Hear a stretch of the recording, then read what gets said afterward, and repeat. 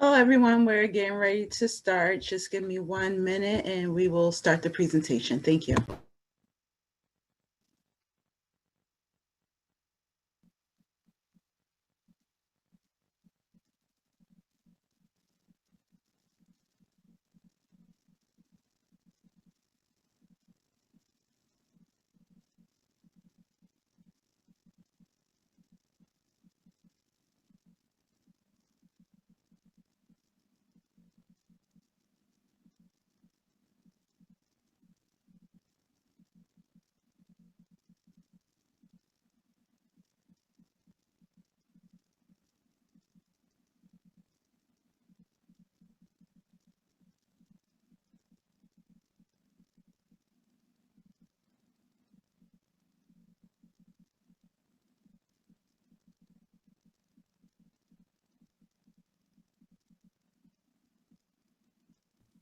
Okay.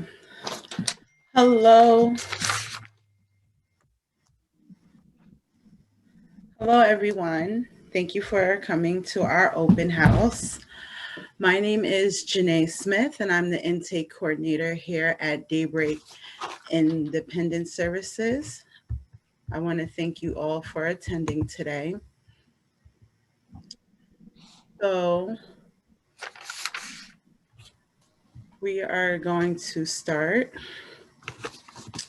So today's agenda is we will be talking about why you should choose Daybreak Independent Services as an agency provider. We will also talk about all the services that we have here at Daybreak Independent Services. We will give you a preview of our tour of the Woodlawn facility. We will then speak to you about special activities that we have here at Daybreak Independent Services. And then we will have a Q&A session. So for the Q&A section, we are asking that you try to hold your questions for the end of the webinar. If you do have any questions, we're asking that you place it into the chat so that way there will be able to answer those questions that you have. We don't want you to forget about your questions. So please type them all in the chat and we will have someone read those questions off and we will answer them as well. So now I would like to turn this over to our Director of Operations and Training and Development, Steve J., who will host throughout the remaining part of the webinar. Thank you. Thank you so much, and welcome to Daybreak Independent Services Open House. We really appreciate you taking the time today to consider our program over a lot of the other programs that you may have been asked for your young adults to join. We've been guided by our mission from the very beginning, which is continuing to empower intellectually and developmentally disabled adults with opportunities for independence by providing exceptional community-based person-centered programs through accountable, dedicated staff and responsible, measurable governance. We take a pride in what we do, and we look at your young adults as individuals, and we like to look at them as the whole person by understanding who they are, what their dreams are, what their goals are, what their desires are. And then we implement that into our programs by providing them what's important to them each and every day. We're guided by our values. Our values are empathy, accountability, respect, and power and dedication. But it goes beyond that. We talk about that in regards to your young adults, but also our staff. And we want you to know that if you do choose us, which we're hoping you do, we're going to make independence or making your young adults more independent with every single day they come to program. That's what we do. That's what we're dedicated to do ourselves. I'd like to introduce Wendy Gasper to talk a little bit about day habilitation and what we do during the day services. Hi, good morning, everyone, and thank you for being in our open house this morning. Now, a little bit about our day hab. One of the reasons we provide any services, again, it is because we believe we can provide quality services.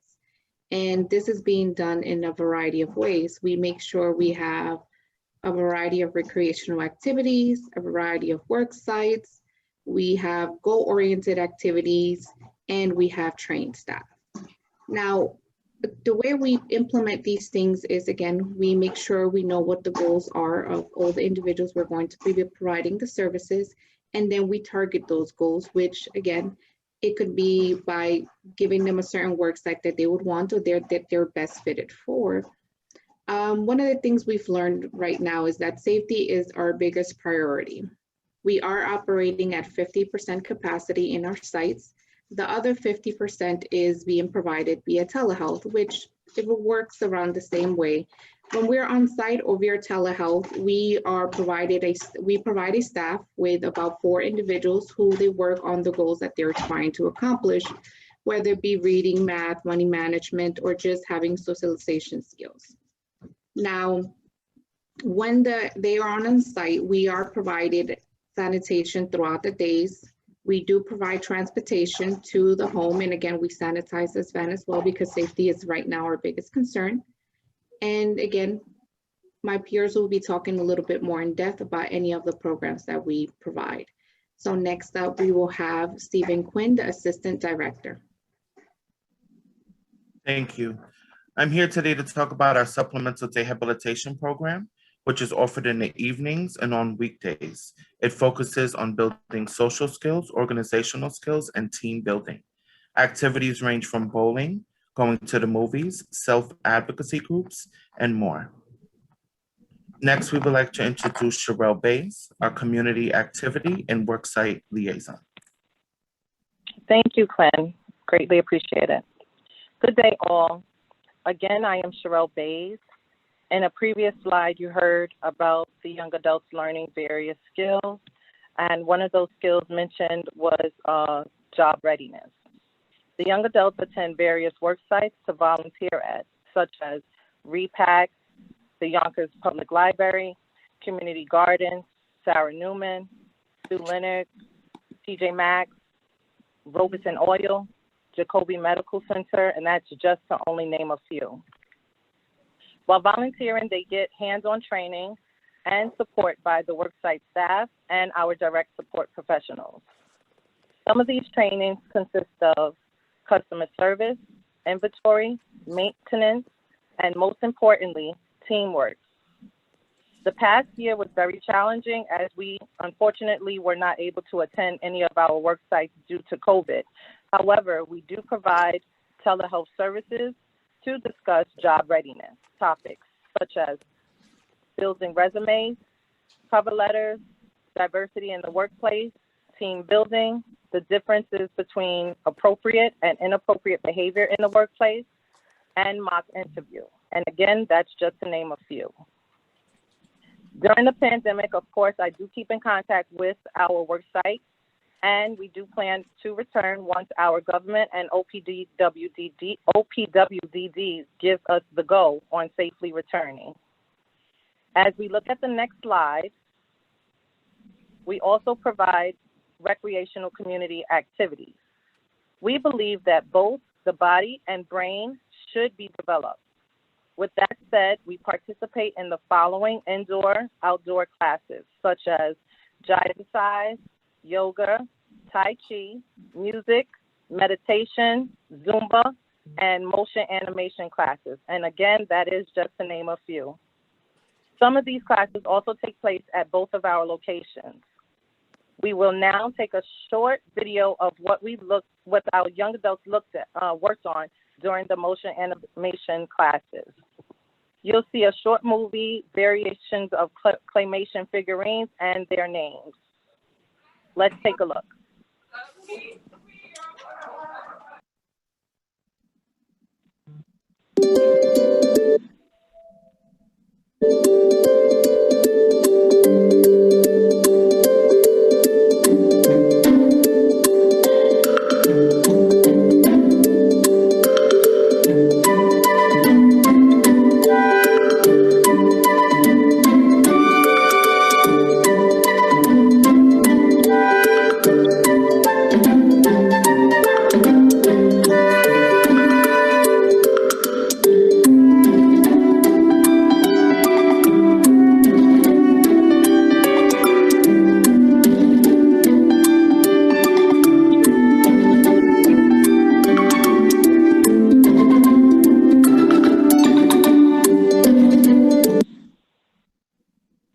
Okay, very good. Thank you so much, Davian. Also, if you'd like to see much, much more, please visit our website at daybreakis.org. At this time, I'd like to thank you for your attention. Please welcome again Steve Quinn, who will talk about supported employment. Thank you. Combined efforts between Daybreak Independent Services and the Shield Institute, we offer supported employment services that take place after day habilitation hours. This is offered on weekends as well to ensure services during day habilitation are not interrupted. Other services that we work with Shield on also include speech therapy, psychotherapy, and occupational therapy, to name a few. Please note that due to COVID-19, only speech services are currently being offered face-to-face, and other services are being offered virtually. Next, we would like to introduce our Community Habilitation Coordinator, Silk Jones. Hi, good morning, everyone. I'm Silk Jones, the Program Coordinator for Comhab. I would like to start by noting the benefits of Comhab. Comhab is 1-to-1 ratio. It's very hands-on. We provide support and guidance. The program promotes independence. And lastly, the service takes place in the comfort of your home, as well as in the community settings of your choice. The program is offered 7 days a week and is achieved through individualized goals chosen by you, your son or daughter, and the care manager. Some of what we do includes working on community inclusion, safely traveling within the community, communication and socialization as far as focusing on building and maintaining relationships. We also address activities of daily living and focus on improving hygiene. In addition, we may work on independent living skills, focusing on money management, budgeting, mock and real transactions. We assist with building job skills and improving domestic activities within the household. Just to let you know, in lieu of COVID-19, we hold our staff accountable for taking safety precautions. All of our staff take and report their temperature prior to starting their shift. The agency provides the staff with proper PPE, and the staff encourage the individuals to take and practice safety precautions as well. I hope I've been very informative. I would like to introduce our next presenter, Antonia Lockhart, the Qydp coordinator. Good morning, everyone. I hope you guys are all having great days. Thank you for being here with us. So basically, the Qydp department, Qualified Intellectual Disability Professional, is mainly concerned with three things, and they all kind of roll into each other. So basically, every young adult that attends Dayhab or supplemental, we have review meetings with the care manager and the parent, and obviously that person themselves and anyone else that they would consider in their circle of support. At that meeting, we work on the life plan, which is essentially everything that I would want a DSP who's working with the person to know about the individual. That's diagnosis, medications they take, where they live. I'm sure most of you guys are familiar with this. So we work on the life plan with the care managers, the parents, the young adults themselves. And we use that material basically to come up with an action plan that we can give to our staff so they know what the person would like to work on, as well as, any specific kinks, such as, how a person would specifically like to learn, or if they have any other needs that they require to feel safe themselves. So that's our way of giving staff, a brief introduction to the person, a sort of bio, I would say. And that kind of rolls into the goals that they work on. So, we come up with the person's agreement, basically if they want to work on learning how to use money, if they want to improve their reading or writing ability, if they, we have art classes, they work on animation. So those things are expanding. And that all folds into our, the third thing we do, which is review the material that the Dayhab staff creates. So basically, every day the staff writes notes on the activities they do with the young adults, and my department is concerned with reviewing that material as well as ensuring that they are giving quality lessons. So if a staff, for example, is giving a money management lesson and this young adult has has excelled to the degree where they're ready to go to the next level, then we would need to have a conversation with the parent, the care manager, and say, okay, this person is now ready for more advanced math problems or more advanced math work. So that's where we would come into play to improve the goals. And, you know, my department is concerned with those sort of things and making adjustments. I'm sure if you guys do decide to join Daybreak, we will have a working relationship. So, you know, I will be a part of, or somebody from my department will be a part of your young adults goal creation. So I look forward to working with all of you guys. And now I'm going to turn it over to our behavioral intervention specialist coordinator, who's named Milo.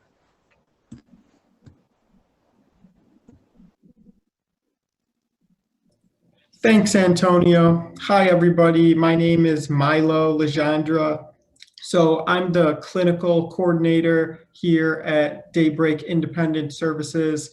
And basically, we have a team of behavior intervention specialists here, and we're concerned with creating the behavior support plans that help to manage the individual's behaviors here at Daybreak. So, you know, like in addition to helping the individuals become, you know, more independent and be able to live independently, we also help them, you know, manage, you know, some of their, you know, maladaptive behaviors and habits more in a more healthy way. So this is done by learning about the individual, and then if necessary, creating a behavior support plan that helps us learn how to manage the individual's behaviors. And then, you know, once a behavior plan is written, we're going to train the direct support professionals on how to implement that plan effectively.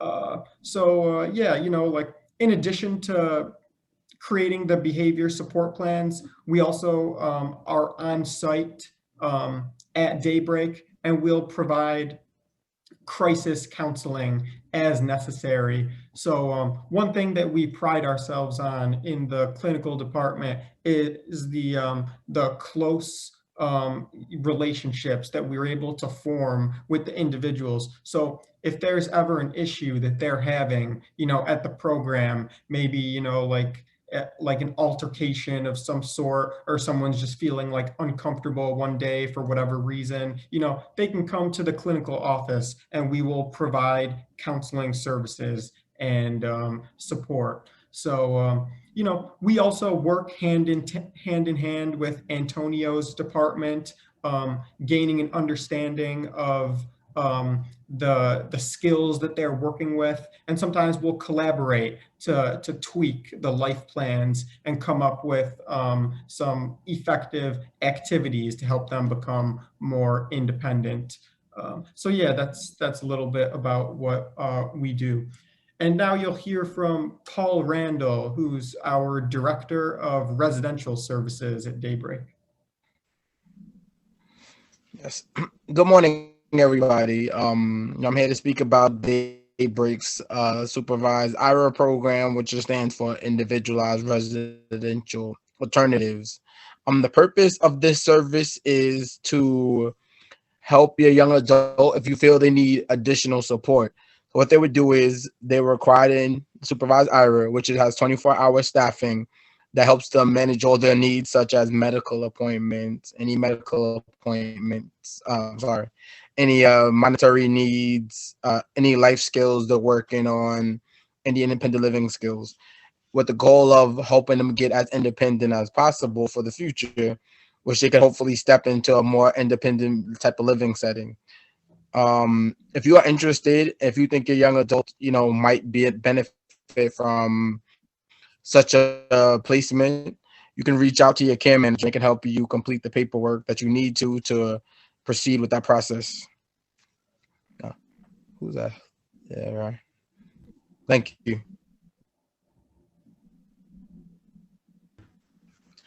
Good morning, everyone. My name is Patricia Doran, and I am the registered nurse for Daybreak Independent Services. So I will be discussing with you the nursing requirements for the program. So first, and foremost, we strongly recommend annual physicals to keep up to date with your sons or daughters' medical conditions, any change in medications. We also require a quantiferin blood testing and a two-step PPD. The difference is quantiferin shows an overall TB infection, as the two-step PPD shows an active tuberculosis infection.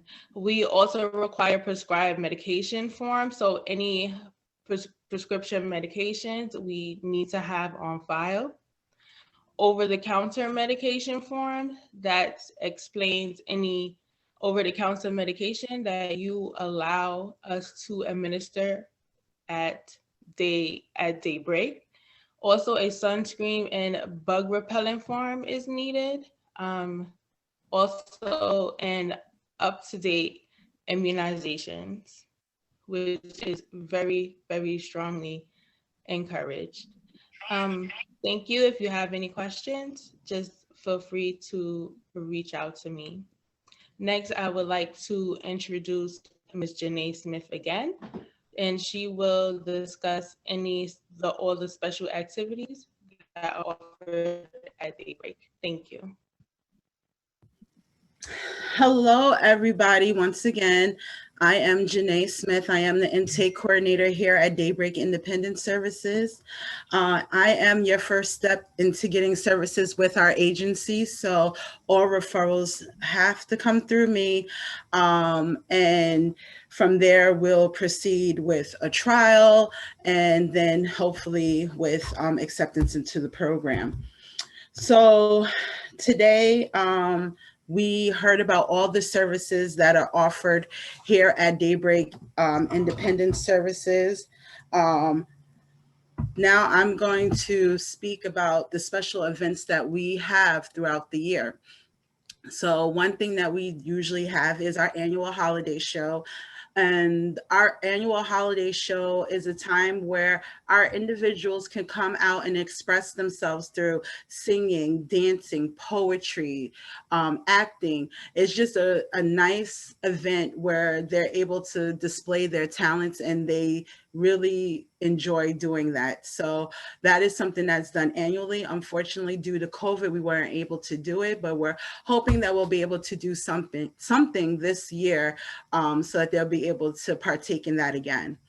The next thing that we have is the Men and Women's Day Conference, which is a time where we celebrate men and women who have made many accomplishments throughout history. And also too, we just celebrate them and talk about topics that pertain to men and women. And these topics are topics that they choose and topics that they want more information about. And there's different workshops at that time. So it's something that they really like and enjoy. And it's something that all the staff, administration, everybody partakes in. So it's really a nice event. The Autism Awareness Walk is a walk that we do, and in that walk, we basically we are fundraising and we're celebrating diversity and uniqueness and avocation. And this is something we do with the community, and we walk and we just basically want to make ourselves known as an agency within the community, and just letting everyone know that, you know, there are people in the community that are different and we should have respect for them as well, and just acknowledging them. So with that, we fundraise as well, and it's a great opportunity just to get the community involved, as well as families and loved ones. The next one that we have is the annual barbecue, which is something that is done usually in August, towards the end of the summer. And it's just something that we do that's fun for our individuals. It's filled with activities, food, which they love, music, dancing. It's just a time where we all come together. And like I said earlier, due to COVID, some of these events were canceled. So we're hoping that we'll be able to do these events this year with social distancing kept in mind as well. Before we proceed on to the tour, just some follow-up things. I just want to stress that if you have not gotten a physical for your son or daughter, you really need to get that done. Last year I had a very hard time, especially with doctor visits and whatnot. It was very hard for some of our parents to get their sons or daughters into the program. So I suggest that you work on that as well. As far as the quantiferin and the two-step PPD, we are urging you to do the blood test because it's only one visit to the doctor, whereas the two-step PPD, you go in multiple times, and you know how it is to get a doctor's appointment and whatnot. So to eliminate all of that, we're asking that you get the quantiferin gold testing. I am also asking, if you are interested in our program, I do need your psychological evaluation. I need the psychosocial evaluation. And in any event that you do not have those items, an IEP will suffice, and that would be only to do the trial. To come into the program, I need an updated physical, yes, but psychological and psychosocial. They have to be, the psychological is within 3 years, the psychosocial is within 2 years. So if you have not gotten any of your evaluations done, please reach out to, please reach out to your transition coordinator, whether that be Ozzy, Jessica, Lisette. They will help you. They will help you. Okay. So go to the tour, please.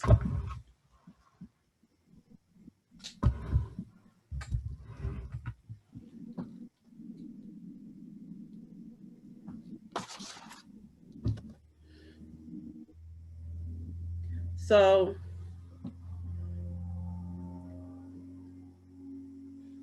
excuse me 1 second, hold on.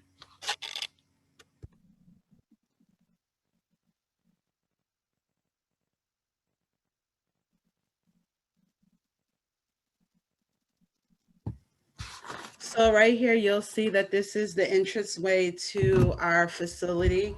This is our Woodlawn location. Right now, we do have 2 locations, but soon, by the end of the year, we will all be at the Woodlawn location. We'll have another location across the street, so we'll all be in the same area. So right now, you'll see that we are in the front. We were in the front area. These are the classrooms. So we'll walk into the classroom, and basically you'll see that there are tables and partitions. The partition is there to encourage social distancing while still being able to socialize with their peers. So they do have lockers in the room. So if they need to put their belongings and lock it up, they are able to do that. So we're going to come out the room now and walk down the hallway. So we do have multiple bathrooms in our facility. I believe we have 6. Right now, we are walking to the computer room. And this is one of the computer rooms. We have 2 computer rooms. This is on one side of our building. So they're able to practice computer proficiency in here, amongst other things. And they're able to, on their leisure, after completing their goals, they're able to go on the internet and look for things that they're interested in. Coming out and walking down the hall, you'll see that we do have administration in the building as well. This is a smaller kitchen that we have that the individuals are able to use. Here we have the microwave. We also have a refrigerator as well. So the individuals are able to bring their lunch and it's able to be stored into the refrigerator. Coming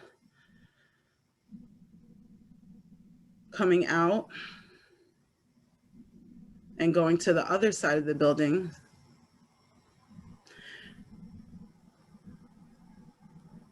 So we're going to go into our next kitchen.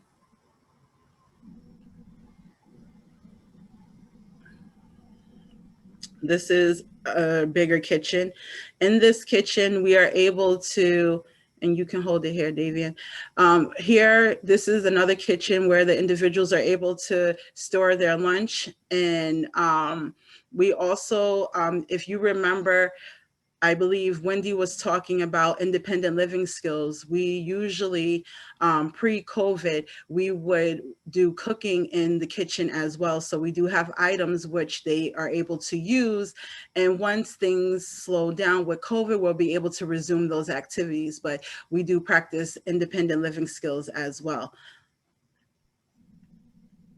Coming out, going down the hall. And recently we had some painting done. So we have new color in our building.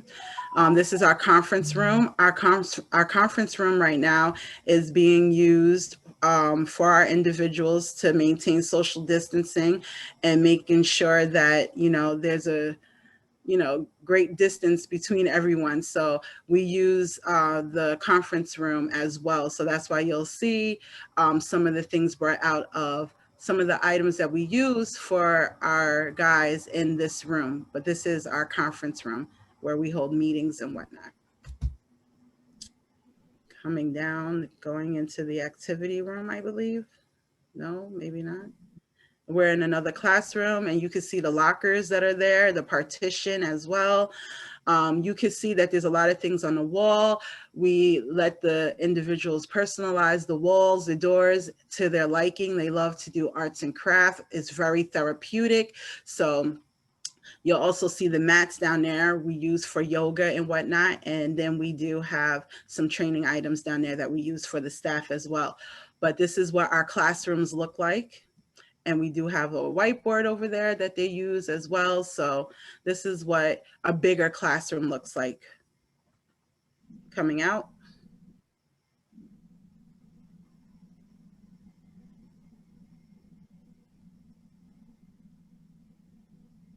And this is our activity room, another activity room.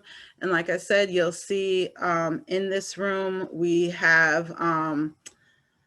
the same thing going on with the partitions as well. We have a smart board that's there that they use just as if it was a computer and a TV. So that is used for doing Zumba, doing working on computer skills, working on any type of money management skills, things like that. Any type of goals, they can use that as well as if it was a computer as well. And then in the classrooms, you'll see that there are desks in there, and that's because the supervisors are also in the rooms with the staff as well.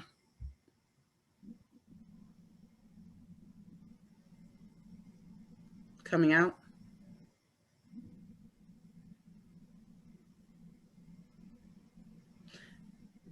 Now we're going to go into the computer room. Our next computer room. This is a bigger computer room, and you'll see we have the printer in there, the computers, and just like before, like I stated, they're able to work on computer proficiency goals in here, as well as many other things as well. Some of the computers are touchscreen, which is nice for some of our individuals who don't like to use the keyboard. Coming out.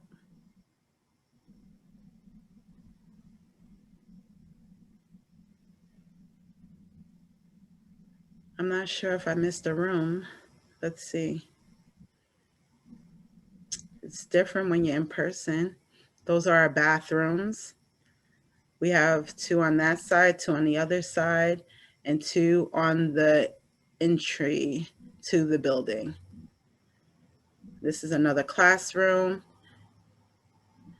And I do want to stress that we have the lockers, and we encourage our individuals to use the lockers, and you can purchase a lock. And they can use the lock on the lockers. And I think that is it. So we can close that out.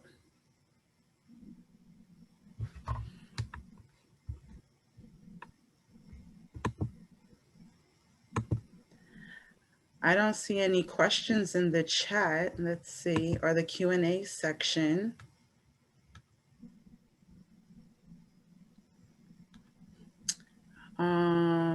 I know we had one parent that was interested in having some things translated in Spanish.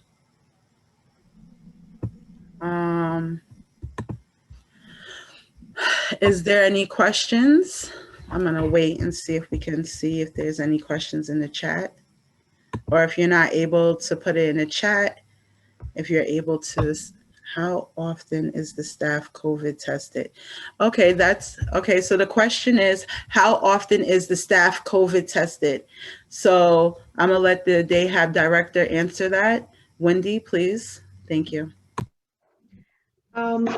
One of the things about getting tested, it is up to the person if they want to get tested. We highly encourage our staff to get tested at least once a week, once a month. And it is something that they are doing because, again, they are close to their family members as well. So it is something that most staff doing at least once a month.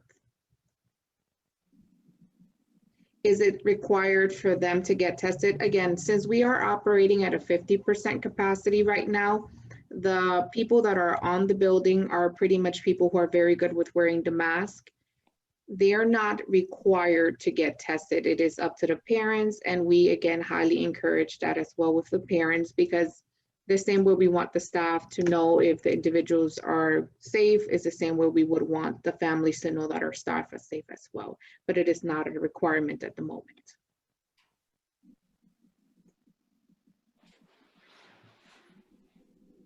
One of the things to remember is any staff or any individuals who come into the program daily are recorded their temperature and have to answer the questions whether they've been in the presence of someone who has had symptoms. We are all trained in how to recognize symptoms, and if they are symptomatic, then they're not going to be able to stay in the day program. So all we can do is, we're not mandated to test. I personally have been tested 4 times since March, and all negative, but we can only encourage them to be tested if they are symptomatic.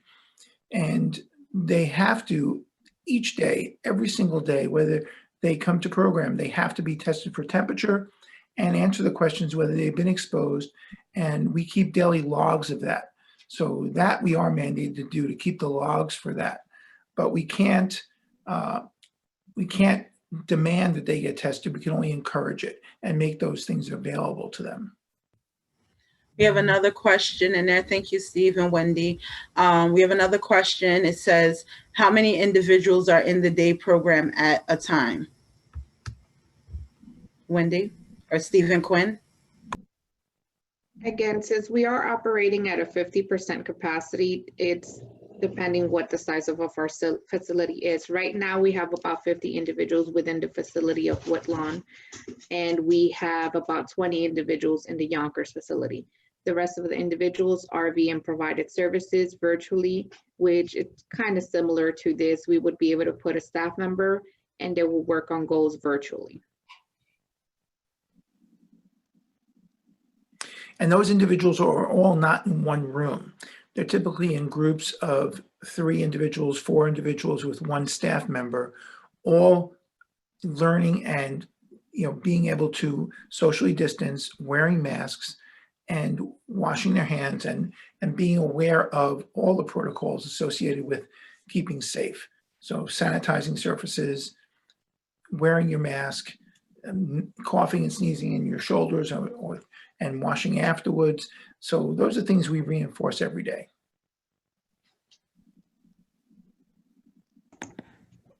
One of the things that was asked also was transportation. I did answer it in the chat, but I will answer it again. We do provide transportation to and from home. The times vary. It depends on where you would live, where you're located, because we do do the runs based on routes. So if someone is closer to the facility, they might have a later pickup versus if they're further, they might have an earlier pickup. As we try to get our routes shorter as possible, we make sure that everyone is within a living distance. Again, we do pick them up. We also drop them off. The drop-off time depends. We have an afternoon program, which is a supplemental program, which is more of recreational activities. If they attend the supplemental program, the program end time would be 5:30. So they will be getting home somewhere between 5:45 to 7:30 at night. And again, it depends if that is a program that they do want to get services on. The transportation right now is our vans are being sanitized after we pick them up. There's also partitions within the van to make sure that there is some distance between the individuals, which is, again, we are operating at a 50% capacity. So right now our vans, which before could pick up between 10 to 13 people, right now we're only picking up about 4 to 5 people per van. How often do they go out in the community? Right now, because it is very cold, we are limiting our time out in the community. However, for the recreational programs, we are trying to go out about maybe once to twice a week. They are trying to go bowling very safely. We do take all our sanitizing equipment as well as we make sure that the facility we're taking them to is sanitizing also. And they go out in the community mainly to get lunch, because that is not something we provide. We don't provide lunch, but we do take them out to get the lunch that they would want. So if they wanted to go out to McDonald's, Burger King, that is when they would go out in the community. They also go out for walks if they want to go stretch their legs, go talk about the community integration, community safety. That is things that they do go out throughout the day. And we have another question. How many days is the trial run for new clients? So it's going to vary from person to person. So it depends on what we see in the psychological, in the evaluations overall. We could have a 2-day trial, or we might think that we need to do a 5-day trial. So the most would be 5. The least would be 2. So it depends on what we see in the evaluations, because we want to ensure that we have the supports needed to support your son or daughter. So that's pretty much the answer. So we are going to start doing trials for is it winter recess? Yes, it's winter recess in February. So the sooner I get evaluations, the sooner I can schedule your son or daughter for a trial. Right now, because of COVID, we can't do too many, trials in 1 week. So I just urge you to reach out to your care managers, or just make sure you're reaching out to your transition coordinators and making sure that you're getting these evaluations done. If you need any assistance, please reach out to your transition coordinator. If you do not have a care manager, that's very important. That is your first step into obtaining waiver services. So you need to make sure that you have a care manager. If you have a care manager and you have evaluations, please have your care manager reach out to me, send me the evaluations right away, because the sooner I get them, the sooner I can schedule you for a trial. And when your son or daughter comes in for a trial, they will need to have a mask. If your son or daughter is not comfortable with wearing the mask, I cannot schedule the trial. So they have to wear a mask. Or the shield. If you have the face shield and whatnot, we can work with that as well. But if your son or daughter is not comfortable with wearing it, we will have to talk about other options in completing a trial. Do we have any more questions? Let's see. I don't think so. I think we are good. How will the case manager get in contact with you? My email address, I believe that, did we put it on here? No, we didn't. Let me type it in. We do, okay, there's a lot of questions. Hold on one second. Let me catch up. All right, how will the case manager get in contact with you? All right, so I'm gonna type in, or Davian, if you can do that for me real quick, is type in my email address. Mostly everyone who's on here that I see, I believe has a son or daughter in the school. So if you are at 176 or you're at 811 or you're at Lisette with Lisette, they will be able to get in contact with me immediately or give you my contact information, but Davian put it in the chat as well. So please email me. Emailing is the best way to get in contact with me. I am speaking to a lot of care managers throughout the day, parents throughout the day. So please email me. Emailing me is the best way to get in contact with me. What else? Do you have online classes? That's what Wendy was speaking about. The virtual classes is just, she said it's just like them attending they have in person. So we do have a staff that is scheduled to work with a group, and it is called Telehealth. Is there anything else? Did I miss anything? My colleagues can just run through the chat one time. I just want to make sure that we've answered all the questions. I think we have. Oh, it looks like there's a new one. Is there a new one? Oh, yes. Thank you, Davian. Also through intake as well, you can send as well information as well. I think that we are done. I think we can conclude. I know that our CEO is on, and I'm not sure. I want to give him the opportunity to speak. I think he's on. So his name is Vilas Loban. And Vilas, I want to open up the floor if you want to speak. If not, then we can close out. Sure, Janae. Hi, everybody. This is Vilas Loban, President and CEO of Daybreak Independent Services.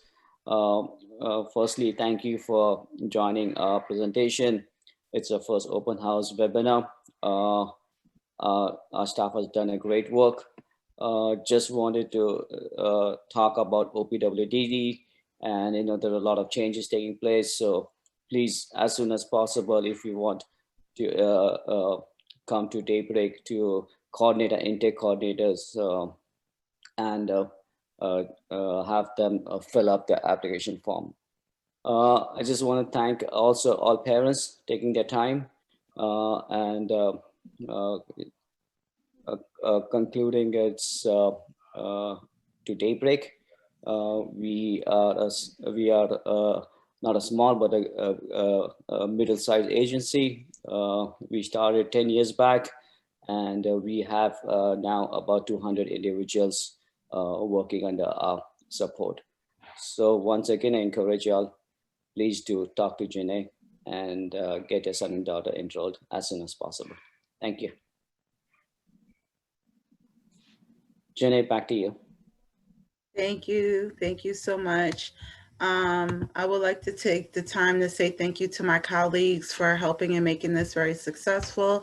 Parents, I encourage you to get in contact with me as soon as possible, or your care manager. And if you have any questions, you could definitely reach out to me via email or even on through our website. And Steve J, do you have anything to add before I conclude? No final words other than thanks. Thanks for your time. Thanks for your participation. Thanks for putting this together. We are a unique agency. We are very focused on gaining independence for your young adults. And all I can say is give us a chance, try it out, and keep an open mind. We have a lot of dedicated people here who are looking to provide assistance with gaining independence for your young adults. And have a great, safe, and healthy day. Thank you, Steve. All right. Thank you, everyone, for attending. And I hope to hear from you guys soon. Bye. Okay. Thank you, everybody. Bye-bye. Bye.